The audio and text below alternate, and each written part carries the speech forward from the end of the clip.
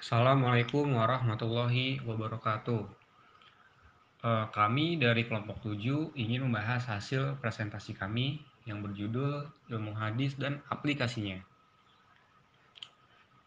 Kelompok kami terdiri dari 5 orang, yaitu saya sendiri, Franky Unzulaika Rahman, Fitri Sulistiani, Astri Megasari, Siti Homsatun, dan Safa Nur Febrianti. Selanjutnya, latar belakang. Ulumul hadis merupakan salah satu disiplin ilmu yang sangat religius, terutama mengkaji kajian dan menguasai hadis yang baik dan benar. Dilihat dari fungsinya, ulumul hadis memiliki peran penting terhadap tradisi serta kedudukan ulumul terhadap Al-Quran. Lalu, pencarian hadis antara ulumul hadis dan hubungannya juga sangat erat. Oleh karena itu, keturunan kehidupan muslim dunia mengalami kebahagiaan dan akhirat. Seorang muslim harus bersandar pada hukum Islam yang mana pagar pertama dan utama yaitu Al-Quran dan Al-Hadis. Selanjutnya, pengertian ilmu hadis. Hadis secara bahasa berasal dari beberapa kata, yakni jadidun, baru, qoribun, dekat, khobar, berita atau warta. Secara istilah, hadis merupakan segala ucapan Nabi Muhammad SAW, yang mana segala perbuatan serta segala keadaan atau perilaku beliau. Sedangkan menurut muhaddisin, hadis adalah segala apa yang disandarkan kepada Nabi Muhammad SAW. Baik itu hadis marfi, hadis mauqif, ataupun hadis maqti. Menurut usuliyin, hadis adalah segala sesuatu yang disandarkan kepada Nabi Muhammad SAW.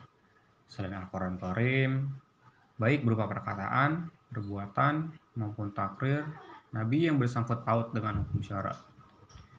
Sehingga dapat disimpulkan bahwa hadis adalah segala ucapan Nabi Muhammad SAW, segala perbuatan serta keadaan dan perilaku beliau. Terima kasih. Perkenalkan, nama saya Fitri Sulistiani dengan NIM 7111420073 akan melanjutkan presentasi dari teman saya mengenai unsur-unsur hadis. Unsur-unsur hadis terbagi menjadi 3. Yang pertama adalah sanad. Sanad secara bahasa adalah menjadi sandaran, tempat bersandar, atau secara istilah adalah rangkaian urutan orang-orang yang menjadi sandaran atau jalan yang menghubungkan satu hadis atau sunnah sampai pada Nabi SAW. Yang kedua adalah matan. Secara bahasa berarti punggung jalan, tanah gersang atau tandus, membelah, mengeluarkan, mengikat. Atau secara istilahnya berarti perkataan yang dikatakan setelah sanad atau isi dari hadis tersebut. Yang ketiga adalah rawi.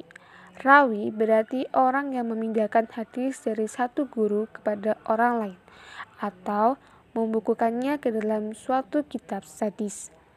Syarat-syarat rawi itu diantaranya adalah adil, muslim, bali, berakal, tidak pernah melakukan dosa besar, tidak sering melakukan dosa kecil, dan labid. Macam-macam hadis berdasarkan kuantitas. Yang pertama, hadis mutawatir. Menurut bahasa, ialah mutatabi yang berarti beriringan atau berturut-turut antara satu dengan yang lain. Hadis mutawatir merupakan hadis yang diriwayatkan oleh banyak orang dalam setiap generasi, sejak generasi sahabat sampai generasi akhir atau penulis kitab. Orang banyak tersebut lainnya mustahil untuk berbohong. Menurut pendapat para ulama ahli hadis, tidak boleh ada keraguan sedikit pun dalam memakai hadis mutawatir ini. Yang kedua, hadis ahad. Hadis ahad secara singkat yakni hadis yang tidak dapat memenuhi syarat-syarat hadis mutawatir. Hadis selain hadis mutawatir atau hadis yang sanadnya sah dan bersambung hingga sampai pada sumbernya, yakni Nabi, tetapi kandungannya memberikan peringatan zanni dan tidak sampai pada qat'i dan yakin. Beberapa ulama berpendapat hadis ahad tidak bisa dijadikan landasan hukum untuk masalah akidah. Namun, menurut para hadis lainnya, hadis ahad wajib diamalkan jika telah memenuhi syarat yang telah disepakati.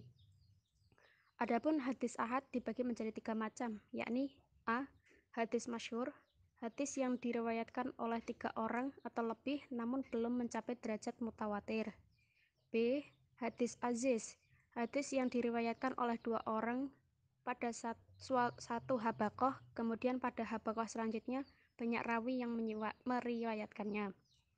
C. Hadis gharib, hadis yang diriwayatkan oleh seorang rawi dimanapun tempat sanadnya itu terjadi.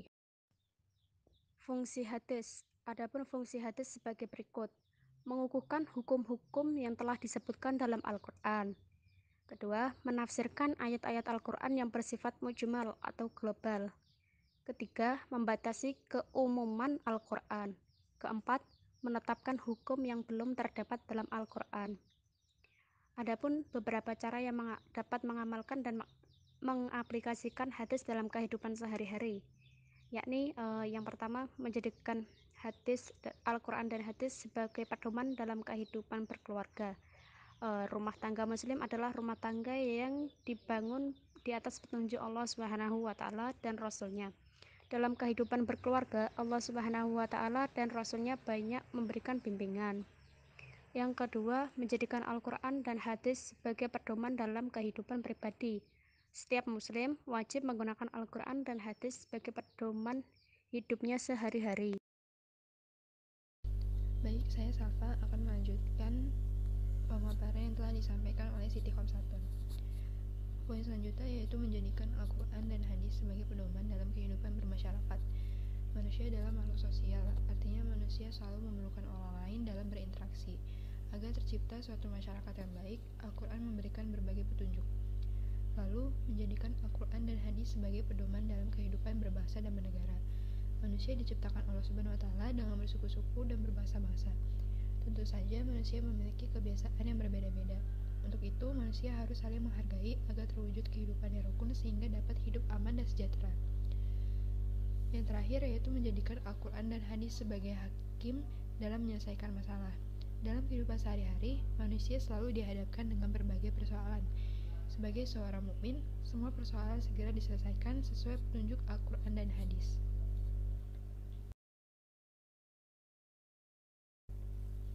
Kesimpulan materi dari kelompok kami yaitu hadis menurut usuliyin merupakan segala sesuatu yang disandarkan kepada Nabi Shallallahu Alaihi Wasallam. Selain Al-Quran Al-Karim, baik berupa perkataan, perbuatan, maupun takrir Nabi yang bersangkut paut dengan hukum syara. Suatu hukum syara dapat dikatakan sebagai hadis apabila memenuhi unsur hadis diantaranya sanad, matan, dan rawi. Adapun rawi hadis sendiri memiliki syarat diantaranya adil, muslim, balik, berakal, tidak pernah melakukan perbuatan dosa besar, tidak sering melakukan dosa kecil, dan diabet. Yang kedua yaitu macam-macam hadis dapat dibedakan berdasarkan kualitas dan kuantitasnya. Menurut kualitasnya terdiri dari hadis sahih, hadis hasan, dan hadis dhaif. Sedangkan menurut kuantitasnya terdiri dari hadis mutawatir dan hadis ahad, di mana adanya hadis tersebut juga memiliki fungsi antara lain mengukuhkan hukum-hukum yang telah disebutkan dalam Al-Quran, menafsirkan ayat-ayat Al-Quran yang bersifat mujmal atau global, membatasi keumuman Al-Quran, serta menetapkan hukum yang belum terdapat dalam Al-Quran.